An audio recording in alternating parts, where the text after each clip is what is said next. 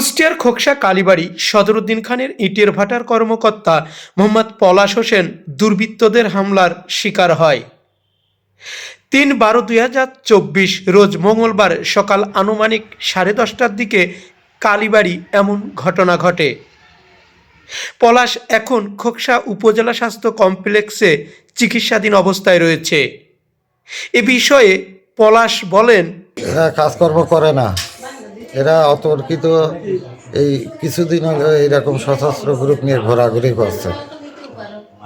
আজ সকালে এর সাথে আমার কোনো পরিচয়ও নেই, আমরা এর চিনিও না, কিন্তু বাড়ি কালীবাড়ি এটা সঠিক।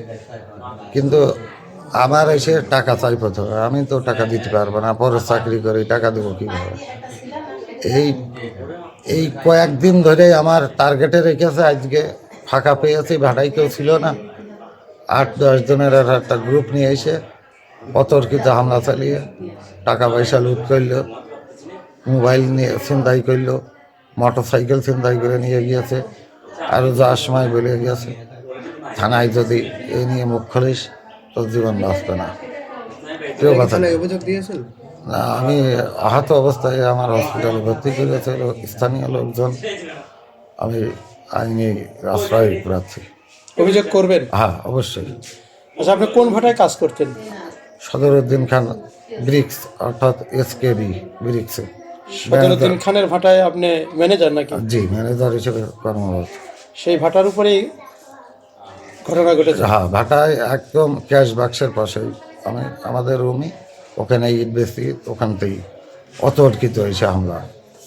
আমার ইট বেচা টাকা 1.5-2 লাখ টাকা ছিল কাছে, আমার মোবাইল প্লাস মোটর সাইকেল, এবং যাওয়ার সময় শাসিয়ে গিয়েছে, নিয়ে যদি বাড়াবাড়ি করিস তো জীবন এখান থেকে ফিরে দেবো। আমি চাকরি করতে এসে ভাই সাদাবাদী শিকার হয়েছে। আপনার পরিচয়?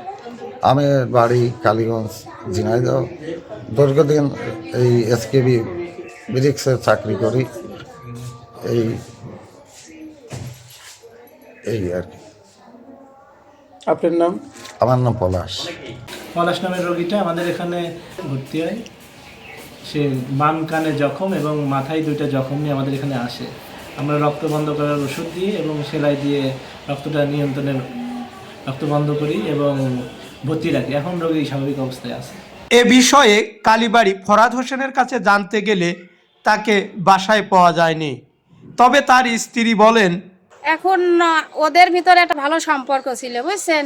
তো এখন ওর কাছে ও অনেক টাকা পাইতো, বুঝছেন? এটা ফরাদ ভাই?